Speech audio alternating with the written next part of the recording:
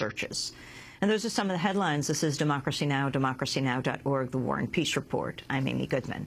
Environmental activists are claiming victory after the Obama administration announced Thursday it will conduct a review of the route of the 1,700-mile Keystone XL tar sands oil pipeline and put off any decision on approving the pipeline until 2013. The announcement was made just 4 days after over 10,000 people encircled the White House, calling on Obama to reject TransCanada's plan to build a pipeline stretching from Alberta, Canada, to Texas. Sunday's protest was the second major action against the project, organized by environmentalist Bill McKibben of 350.org and Tar Sands Action. In late August and early September, over 1,200 people were arrested in Washington, D.C. in a 2-week campaign of civil disobedience. Among those arrested in August was the Canadian writer Naomi Klein. On Thursday night, she spoke to a packed house at New School University at a forum about Occupy Wall Street. She began by talking about the Keystone pipeline. Just a few hours ago, the White House announced that it is going to have a new environmental review for the Keystone XL pipeline.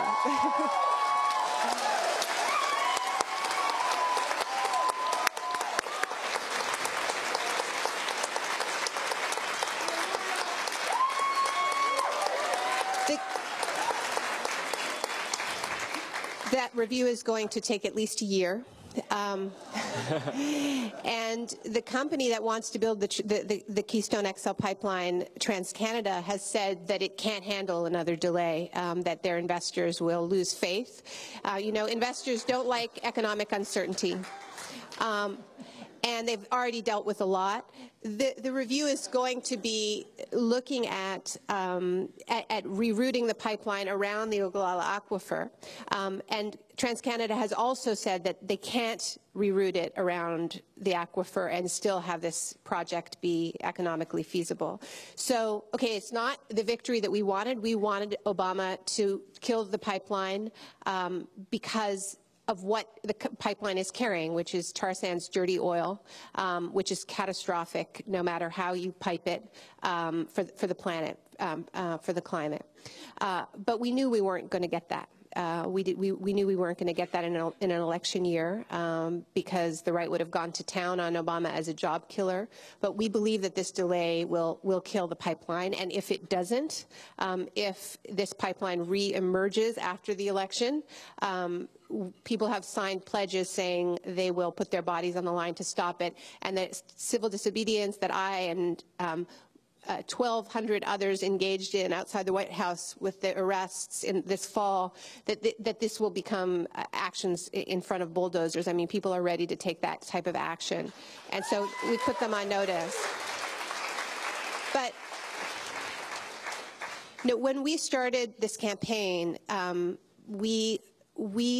and this was just 3 months ago that the first protests happened outside the White House, we thought we had a very slim chance of winning, like a kind of a 1% chance of winning.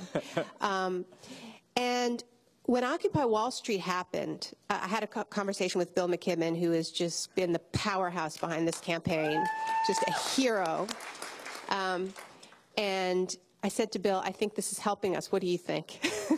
And he said, I think it's helping us too. And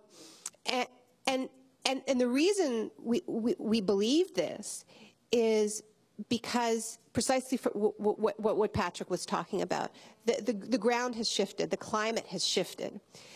And what it would mean for Obama to cave in to this corporation, especially after we exposed all the cronyism going on between TransCanada and the State Department and TransCanada and the White House. This kind of corruption is precisely what's on trial in parks and plazas around the world right now. And now that it's been exposed, this has become the ultimate example. You know, as Bill said, we're occupying Wall Street because Wall Street is occupying the State Department. So there's been a clear connection between and a conversation between these campaigns. I don't think we would have won without Occupy Wall Street. I can't imagine how we could have. And this is what it means to change the conversation.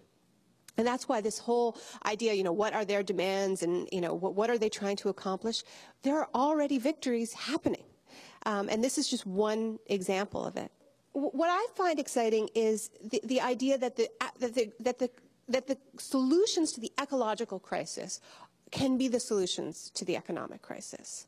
And that we stop seeing these as two problems to be pitted against each other by savvy politicians, but that we see them as a single crisis born of a single root, which is unrestrained corporate greed that can never have enough. And that is that mentality that trashes people and that trashes the planet. And that would shatter the bedrock of the continent to get out the last drops of fuel and natural gas.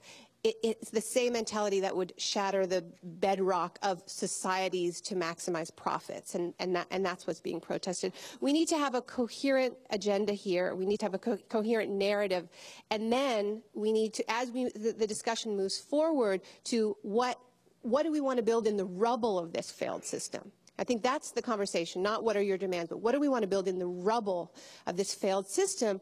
Then obviously the solutions have to have the ecological crisis front and center once we realize that this is the same crisis. And these are where the jobs are. I mean, where else are you going to get millions of jobs but in building massive public transit systems and a smart energy grid and green cooperatives? I mean, where else is this going to happen? So I'm hoping that this will emerge, and I think it is starting to emerge, and I'm seeing this, there are calls to occupy the food system, to occupy the rooftops for solar energy. So it's dispersed right now, but it's starting to weave together, and I think that will take this movement to the next phase beyond outrage, because we're in the outrage phase, but we need to get into a hope phase of being able to imagine another economic model. Canadian writer and activist Naomi Klein speaking Thursday night in New York, an event organized by The Nation magazine. She was one of more than 1,200 people who was arrested. She was arrested September 2nd outside the White House protesting the Keystone XL tar sands pipeline.